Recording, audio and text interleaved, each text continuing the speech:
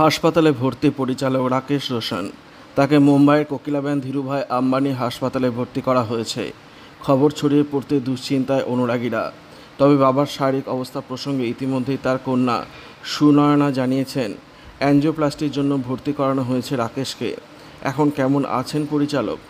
খবর সূত্রের দিন দুয়েক আগে হঠাৎই রাকেশের শরীরে অস্বস্তি শুরু হয়। ফলে তড়িঘড়ি তাকে মুম্বাইয়ের কোকিলাবেন ধীরুভাই আম্বানি হাসপাতালে নিয়ে যাওয়া হয়। শরীরের অবস্থা দেখে ডাক্তাররা তাকে তড়িঘড়ি আইসিইউতে স্থানান্তরিত করেন।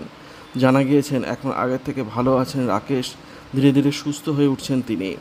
রাকেশের কন্যা সুনয়না একটি সাক্ষাৎকারে জানিয়েছেন, তার বাবাকে আইসিইউ থেকে জেনারেল ওয়ার্ডে স্থানান্তরিত করা হয়েছে। সুনয়না বলেন, বাবার অ্যাঞ্জিওপ্লাস্টি করা হয়েছে, এখন তিনি সুস্থ আছেন, তেমন চিন্তার কিছু নেই বলে আশ্বাস দিয়েছেন চিকিৎসকেরা। সুনয়না আরও জানান, বেশ কিছুদিন এখন তাকে বিশ্রামে থাকতে বলা হয়েছে।